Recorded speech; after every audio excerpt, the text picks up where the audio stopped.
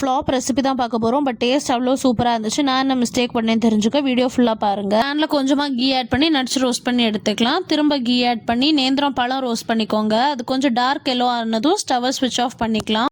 And இப்போ ஒரு பவுலில் எக்கு, அதுக்கு தேவையான சுகர், இதோட பர்ஃபெக்ட் மெஷர்மெண்ட் எல்லாமே கேப்ஷனில் கொடுத்துருக்கேன். வெனிலா எசன்ஸ் இது ஆப்ஷனல் தான். Cardamom powder and milk add பண்ணியிருந்தேன். இப்போ நம்ம ஸ்டிர் பண்ணிக்கலாம்.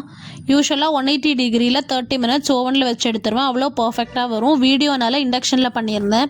இந்த ரெசிபி இண்டக்ஷனில் பண்ண வேண்டாம், ஹீட் ஈவனாக ஸ்ப்ரெட் ஆகாது. இந்த எக் மிக்சரில் ரோஸ்ட் பண்ணி வச்சுருந்தா பனானாஸ் அண்ட் நட்ஸ் ஆட் பண்ணிக்கலாம். அண்ட் இது நான்ஸ்டிக் பேனில் லோ டு மீடியம் ஹீட்டில் ஒரு 10 மினிட்ஸ் குக் பண்ணிவிட்டு அதை ஃப்ளிப் பண்ணி திரும்ப ஒரு 10 மினிட்ஸ் குக் பண்ணி எடுத்திங்கன்னா அவ்வளோ பர்ஃபெக்டாக வரும்.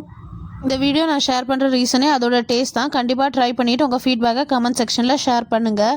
எனக்கு இது பாட்டமில் பேர்ன் ஆக ஆரம்பிச்சிச்சு. பிளேட்டு வச்சு ஃப்ளிப் பண்ணி பார்த்தேன், பட் எனக்கு அது வரல. அப்புறம் லிட் யூஸ் பண்ணி க்ளோஸ் பண்ணி மேலேயுமே அதை குக் பண்ண விட்டுட்டேன். குக் ஆனதும் அப்படியே எடுத்து சாப்பிட்டோம். அவ்வளோ டேஸ்ட்டாக இருந்தது. கண்டிப்பாக ட்ரை பண்ணி பாருங்கள்.